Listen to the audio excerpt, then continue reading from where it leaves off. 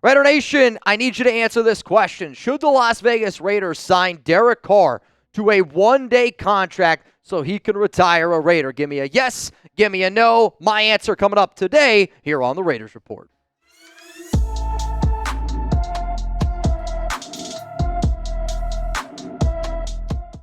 Raider Nation, what's going on? It's Mitchell Renz here, host of the Raiders Report, and I got some rumors that we're going to give some just-win babies to. Should the Raiders sign Derek Carr? I'll give you my answer here in just a moment. Should the Raiders sign Asante Samuel Jr.? If you haven't seen, he worked out for an NFL team on Monday. And then should the Raiders be interested in trading for Trey Hendrickson? Now that it's the offseason, when there's other NFL news that needs to be discussed, and I've had a lot of fans ask me if the silver and black should be interested in the Bengals edge rusher, all of these answers coming up here on today's episode. So first, should the Raiders go out and sign Derek Carr to a one-day contract? I am going to give this one 4 just win babies, and I'm going to say believe it, baby. If the Las Vegas Raiders could, if they were allowed to, I do think it would be a smart decision by this organization, because I also think that Derek wants to retire a Raider. And you can say what you want about DC winning football games, and I know a lot of people are going to be like, Mitch, you wanted the Raiders to move on from Derek Carr. I did. Me wanting the Raiders to move on from DC is strictly a football move, a business decision, if you will. It has nothing to do with what I think about Derek, because personally, I think Carr is a stand-up human being, and there is nobody on this planet that plays in the NFL that has helped the Raiders Report, help my career grow more than Derek Carr, and I will forever be grateful for him. However, though, he did retire from the NFL on Saturday, and he's hanging him up after 11 years. He played 9 years with the Las Vegas Raiders from 2014 to 2022, was drafted in the second round out of Fresno State, and he even thanked the Raiders and Mark Davis in his Instagram. But, the number one thing that you need to look at there, that's not a Saints jersey. Derek, to me, and it shouldn't shock anybody, we know Derek Carr is still a Raider at heart. And if you think that as well, hit that like button. But this is what DC had to say on IG. Thank you. Doesn't say enough to my incredible family and friends. Thank you for your love and support. To the Raiders and Saints organizations, Mr. Davis and Miss Benson, thank you for giving me the opportunity to live out a childhood dream. To every coach who shaped me, every teammate I went to battle with, and every opponent who pushed me, I'm grateful for the grind, the memories, and the brotherhood. To the fans, thank you for riding with me through the highs and lows, the injuries, the comebacks, the records, and the Pro Bowls.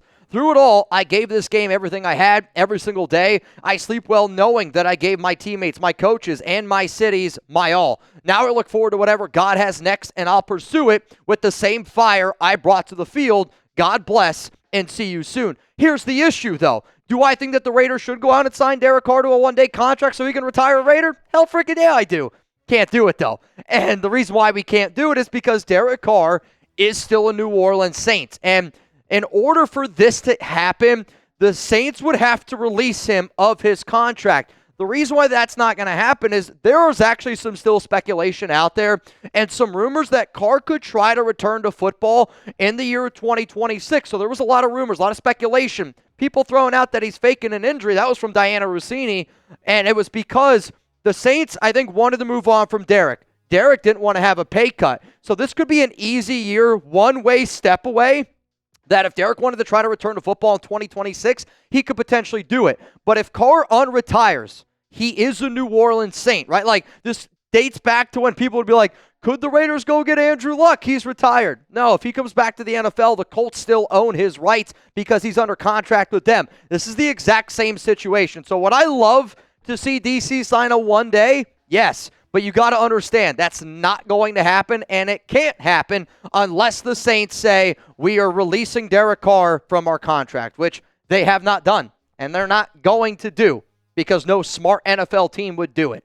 Simple as that. Because if you did, then Derek could unretire and then join any football team that he wanted. If you guys don't know this, we are live every single Tuesday, Thursday, 4 p.m. Eastern Time, 1 p.m. Pacific, but also this week we're going to be live Wednesday, 4 p.m. Eastern, and Friday for our first Week 1 Madden Sim, which sounds like right now might be up against the New York Giants. There's going to be a lot of schedule leaks tomorrow. There's maybe already been a few schedule leaks today. We just got something from Chat Sports that it looks like the Raiders might be playing the Giants Week 1. Haven't been able to confirm it. Haven't been able to see it all yet, but I do think it's very, very interesting nonetheless. Let's go to the next rumor here on today's show. Should the Las Vegas Raiders try to sign Asante Samuel Jr. Cornerback has been a position that I have not been afraid to say that we need to go out and we need to address. We need to be able to go out and add a slot corner. Should the Raiders sign Asante Samuel Jr.? No, this one is tuck rule, tuck that. 0 just win babies. And I bet you there's some people going, wow, that's not what I expected that answer to be. Quite frankly, I don't blame you. But the reason why the answer is this as it stands right now, if you haven't seen, there is more information coming out that Asante Samuel Jr. underwent neck surgery in April, and there are a lot of teams and medical doctors that are concerned about that neck surgery, which is why Samuel is still out there on the open market. If there was a player like Asante Samuel Jr., I'm not trying to make him out to be this all-pro corner, but he's a good corner. Let's be honest. He's a good young corner. He's 25 years old. When a player like that is not signed, a little light bulb should go off in your head and be like, well, what's the reasoning behind it? The reasoning is teams are scared to death of what this neck injury looks like, and if he's not scheduled to have another checkup for July, if I'm an NFL team like the Raiders, I'll wait until July, right before training camp, and if it comes out that he's good, then it's a different conversation. What I'm not going to do is sign a cornerback that, first off, plays on the outside. We need an inside corner, and the fact that he just had a visit with the Saints on Monday, May 12th, and even the Saints were kind of like, we want to wait and see what that looks like. The reason is the health. I hear you loud and clear, but I don't know if Asante Samuel Jr. necessarily is what the Raiders would look for in a corner. Like, they want long, lanky guys, and that's just not what Samuel is. I know a lot of people hear the name Asante Samuel Jr. and they instantly think, oh, he's a slot guy because that's what his dad was. He's not a slot guy. Do I think maybe I'd have more confidence in him than Darnay Holmes? Yeah, I'm not going to lie, probably would. But to me, if you're going to go out and you're going to sign a corner, go out and sign a slot. Go out and sign a nickel corner that has been healthy. That's been good. So coming up on this show, I'm going to talk about the two corners that if I was the Raiders, I would target, because the only reason why we're even talking about Asante Samuel Jr. is because cornerback is still a need for this team. We agree with that, right? Like, I still would like to add a nickel corner. I don't think Asante Samuel Jr. necessarily fills that void. So because of that, I'm going to tell you the two corners that I would target here in just a moment. Before I break that down, if there's any Raiders fans out there looking for a Raiders jersey, I'll be real. I'm somebody that buys legends, right? Like, I buy a legend jersey like a Bo Jackson, Charles Woodson, Howie Long. I actually saw a question on Twitter today that said, do you think the number 24 should be retired for Charles Woodson? I thought that was an interesting question. Let me know down below. But if anybody out there needs to get themselves a Raiders jersey, you can also get some of the rookies jerseys available as well. It's chatsports.com/Raiders jerseys. I'm going to put those links for you guys down in the comments, down in the description. And the Genty jerseys, the last time that I checked, they were fully sold out of the 4XL and the 3XL. I still think they have all the other sizes. But yeah, hey, Raider fans like to eat. Raider fans like to drink, right? I mean, that's what we know. This is the Geno Smith jersey. Now we know that he's number 7. This is like an old graphic that we had. Brock Bowers, congratulations to him for being able to graduate from the University of Georgia. And now he's already out there on the football field showing everybody why he's the best tight end in the National Football League. God bless you, Jeremy. Coming up next here, the two corners the Raiders should target. And yes, Jugs just sneezed, so if you guys could give me some of those down below. The two corners that I would consider going out and trying to get, and I would say for anybody that's watched this show already, you probably know the two names I'm going to throw out there. You probably have somewhat of an idea because I've already talked about some post-draft free agent targets. First name is going to be Mike Hilton. And veteran, 31 years old, had 73 tackles last season, 1 interception, 5 PBUs, but realistically is the top slot corner out there. And I would look at what the Raiders did with Jalen Smith. And Jalen Smith is nowhere near as good as what Mike Hilton is. But I do think what the Raiders tried to do with Jalen Smith signing him is they said, all right, we got a 29-year-old, and we're going to try to add a older linebacker to a very young and inexperienced linebacker room and see if we can spark some competition. I think you do the exact same damn thing with Mike Hilton, who the past 2 years, 13 PBUs, 3 interceptions, 24 tackles for loss, 2 sacks, 157 tackles, 31 years old, but still 4 straight years of a 70-plus PFF grade, and has had 123 games played, 56 games started, 23 starts the past 2 seasons. If you add Mike Hilton to that cornerback room, it's going to help a lot of those younger corners, and it's going to bring more competition because adding a vet like Hilton, just like adding a vet like Jalen Smith, lights a fire underneath some asses, and that's what we need on this team. Another name to keep in mind is Troy Hill. And the reason why I'm going to throw out Troy Hill is because of connections, the relationship. And he signed with John Spytek and the Tampa Bay Buccaneers last season. Did play in only 8 games, but 202 slot snaps. Not the best overall coverage grade, but it's still, 70.6 coverage grade, 63.2 overall grade, 5'10", 182-pounder, 32 tackles. And again, somebody that's getting up there in age. But the Raiders have already shown us this offseason, and Troy Hill, better than Jalen Smith, right? Mike Hilton, better than Jalen Smith. But I do think that the Raiders are showing you something that this is something that they could potentially be looking at. And I don't really think Hilton or Hill are probably going to sign now. Quite frankly, if I was a free agent, I would wait until after June 1st, or I would wait until mandatory minicamp, which is June 10th for the Raiders. But, seeing today, they already got Brock Bowers practicing. They already got Geno Smith practicing. They already got their guys practicing. Why? Because Pete Carroll is telling everybody, if we want to win, we got to do what nobody else is doing. And that's having our stars show up on May 12th, May 13th. I don't care what day of the year it is. We show up, we go out there, we give 110%. People who also give 110%, people that comment on a pinned comment. And I know I use this term a lot on YouTube, and I always say it's like the very first question that I ask on a show, you're about to get hit with a YouTube ad break. Scroll on down and let me know your answer. But I always put pinned comments on shows, and I like when people answer those pinned comments. So a shout out to Seth, Raiders, EYA's Por Vida. What up, Zach, OC, Casey Brown? I saw that you responded to my pinned comment in the last video that I did.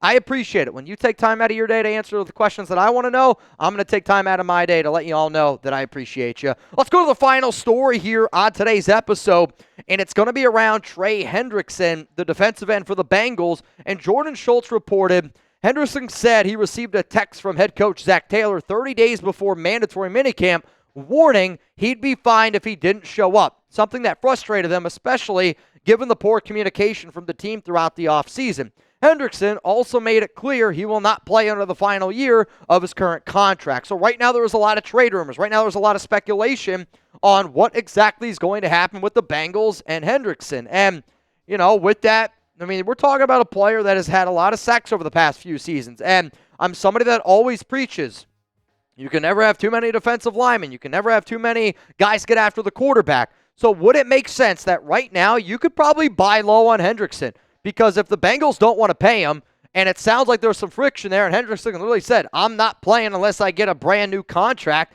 Cincinnati, who just paid basically Joe Burrow, T. Higgins, and Jamar Chase, 3 contracts totaling, it was like $666 million.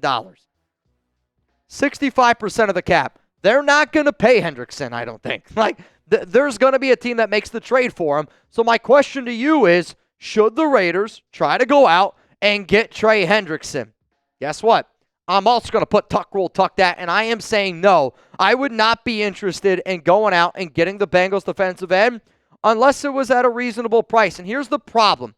It sounds like he wants $30 million per year. I do think Hendrickson is a good football player, but you've kind of heard Chugs and I talk about him on past live shows that there is a lot of NFL players that call him selfish because there are guys that think that all he cares about are going out and getting sacks, that he takes plays off in running games. And, if he's not trying to go out and get the quarterback, that he'll take a play off.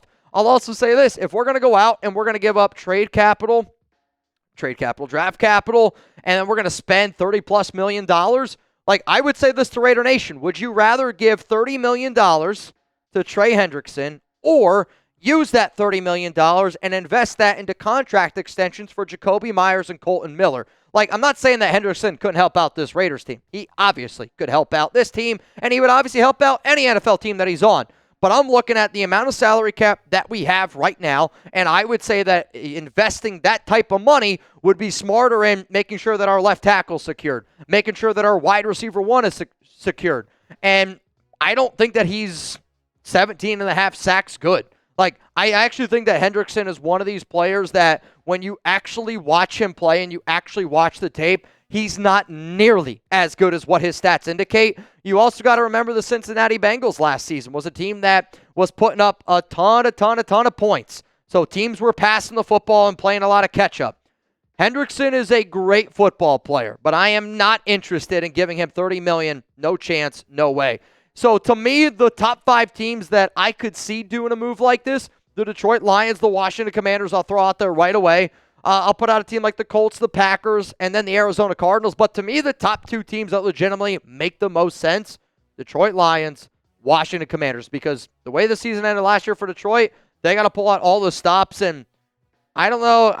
I'm wishing Aiden Hutchinson the best, but the videos that I've seen of Aiden Hutchinson on that leg, they concern me. And then if you're the Commanders, you got to compete with the Super Bowl champs, and I get you just made it to the NFC Championship game, but you got to figure out ways to improve. And those are the top two teams that I think end up getting it done. Appreciate all y'all tuning in to today's show on the Raiders Report. Again, I know we're talking about Derek Carr. I hope that everybody can be a responsible human being and an adult down in the comments. I know that DC always brings up some really good debates, some really bad debates, but I hope here on the Raiders Report you know that you could express your feelings in any way possible. Just please be respectful to everybody, especially when it has to do with Derek Carr.